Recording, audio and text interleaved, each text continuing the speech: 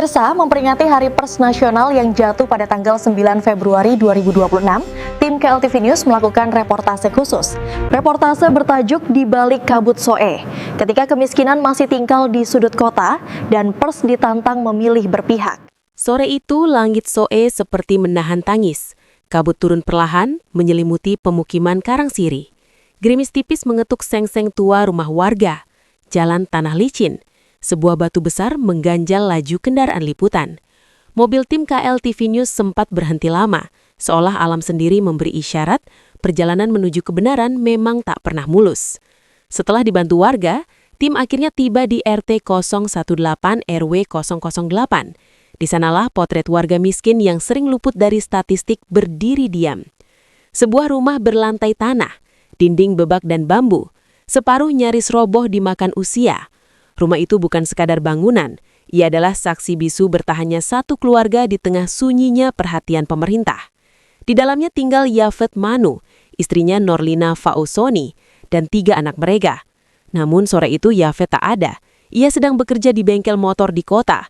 Pekerjaan serabutan, upah tak menentu, cukup atau tidak tetap harus dijalani.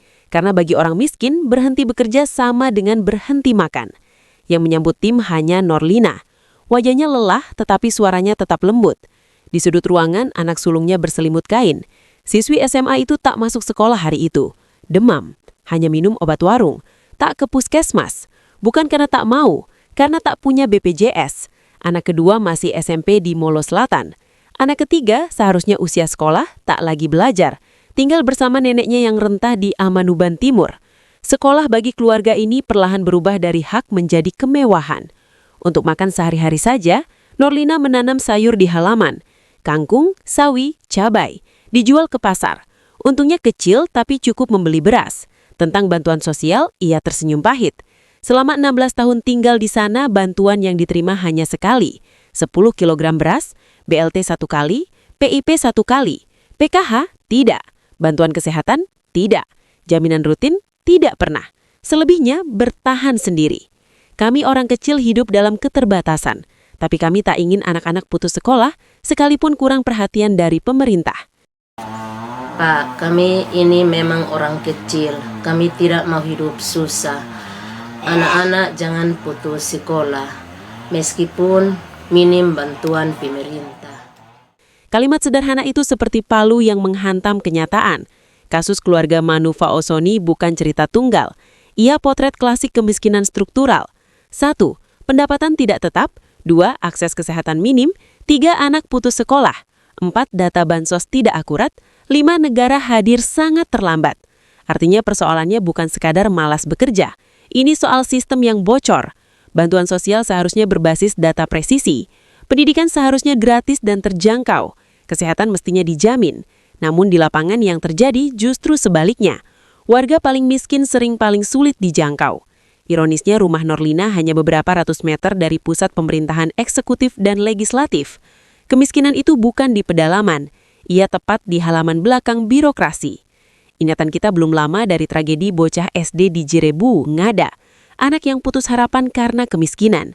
Peristiwa itu seharusnya menjadi alarm keras, bahwa kemiskinan bukan sekadar angka statistik, ia bisa membunuh mimpi, bahkan nyawa. Dan pers punya tanggung jawab moral, bukan hanya melaporkan setelah tragedi terjadi, tetapi mencegah dengan suara dan sorotan sejak dini. Jika keluarga seperti Norlina terus tak terlihat, siapa berikutnya yang akan jatuh dalam keputusasaan? Hari Pers Nasional semestinya bukan pesta, ia cermin. Momentum bertanya jujur, sudahkah kita turun ke rumah-rumah rakyat? Sudahkah kita memverifikasi bansos tak tepat sasaran? Sudahkah kita menekan pemerintah dengan data, bukan sekadar kutipan pejabat? Sudahkah kita berani tidak populer demi kebenaran? Karena pers sejati tidak lahir dari ruang ber-AC, ia lahir dari lumpur jalan desa, dari atap seng bocor, dari dapur tanpa beras. Kabut di Soe sore itu perlahan menebal. Tim liputan meninggalkan rumah Norlina dengan sepatu penuh tanah. Namun satu hal jelas, kemiskinan ini nyata, dekat dan mendesak. Jika pers masih punya hati, maka suara keluarga-keluarga seperti Norlina harus lebih keras dari pidato pejabat manapun. Karena di sanalah jurnalisme menemukan maknanya, bukan mencari aman, tapi mencari kebenaran. Dan jika pers gagal melakukan itu, maka yang mati bukan hanya fungsi kontrol sosial, yang mati adalah harapan. Dari Soe, Kabupaten Timor Tengah Selatan, tim KLTV News.